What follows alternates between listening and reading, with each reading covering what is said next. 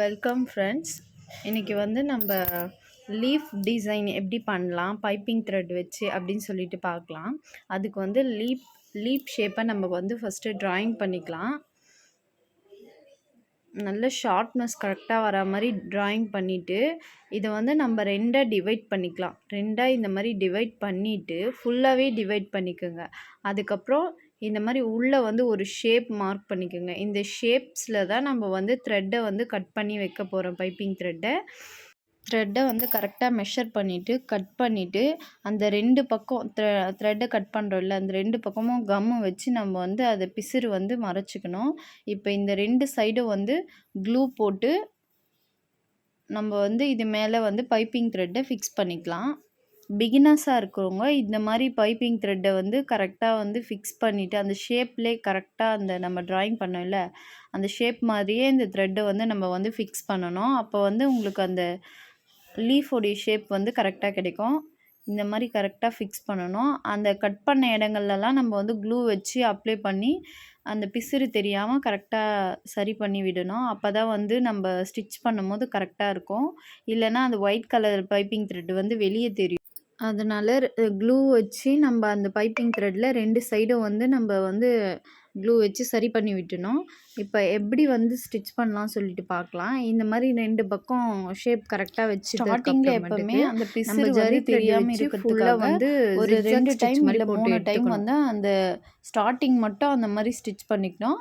அதுக்கப்புறமாட்டுக்கு வந்து நம்ம ஜிக்ஸாக்காக வந்து ஸ்டிச் பண்ணிக்கணும்னா நம்மளுக்கு வந்து அந்த த்ரெட்டு வந்து ஸ்ட்ராங்காக இருக்கும். நம்ம ஸ்டிச் பண்ணும்போது மூவ் ஆகாமல் இருக்கும்.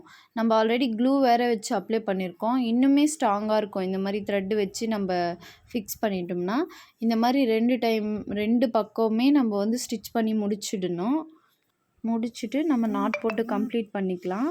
இது மாதிரி முடித்ததுக்கு அப்புறமாட்டுக்கு நம்ம ஜரி த்ரெட்டில் தான் அவுட்லைன் போடணும், இல்லை ஷோயிங் த்ரெட்லேயும் அவுட்லைன் போட்டுக்கலாம்.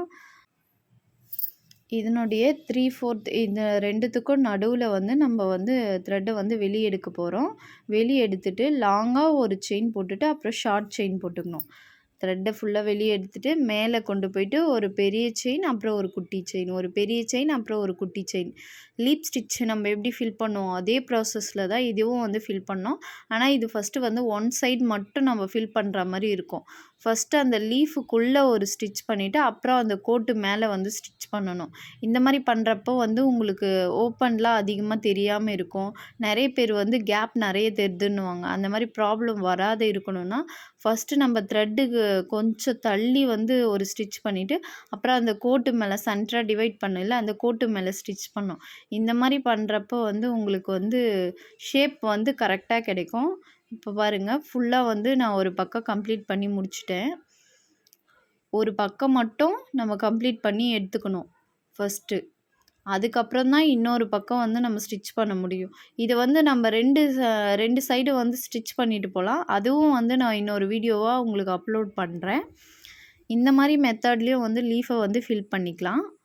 இப்போது ரெண்டாவது சைடு வந்து நான் ஃபில் பண்ணுறேன். அதுவும் வந்து ஃபஸ்ட்டு வந்து த்ரெட்டுக்கு பக்கத்தில் ஒரு ஸ்டிச் பண்ணிக்கிறேன். அதுக்கப்புறம் கோட்டு மேலே வந்து ஒரு ஸ்டிச் போட்டுக்கிறேன்.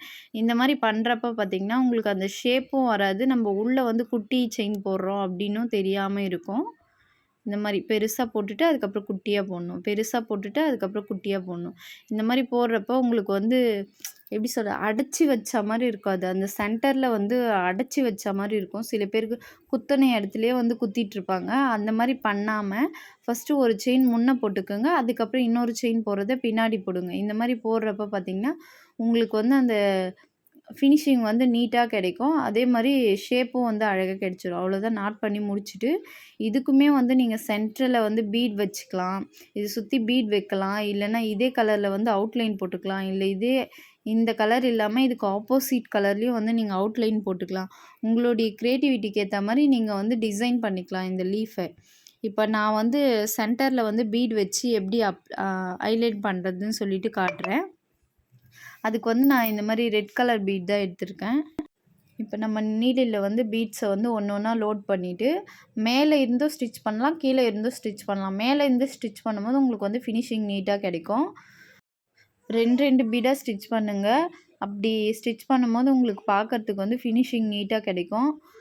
பீடும் வந்து மூவ் ஆகாமல் இருக்கும். இப்போ நான் பீட் ஃபுல்லாக சென்டரில் வச்சு கம்ப்ளீட் பண்ணி முடிச்சுட்டேன். இப்போ இது சுற்றிலும் நான் வந்து சரி அவுட்லைன் கொடுத்துக்கிறேன். எப்போவுமே வந்து நம்ம ஒரு ஸ்டிச் போட்டு முடிச்சதுக்கப்புறம் அதுக்கு வந்து அவுட்லைன் கண்டிப்பாக கொடுக்கணும். அப்படி கொடுக்கும்போது மட்டும்தான் அந்த டிசைன் வந்து கம்ப்ளீட்டாக நீட்டாக அழகாக தெரியும். நான் ஸ்டிச் பண்ணி முடிச்சிட்டேன். இதுதான் பாருங்கள் அவுட்லுக்கு. நம்மளுடைய சப்ஸ்கிரைபருக்கு ரொம்ப தேங்க்ஸ். உங்களால் தான் இந்த வீடியோஸ் நான் போட்டேன். ரொம்ப ரொம்ப தேங்க்யூ. நீங்கள் வந்து எந்த டவுட் இருந்தாலும் என்கிட்ட கமெண்ட் பண்ணி இதே மாதிரி என்னுடைய வீடியோஸ் பார்க்குற உங்களுக்கும் ஏதாவது டவுட் இருந்தால் எனக்கு கண்டிப்பாக கமெண்ட் பண்ணலாம்.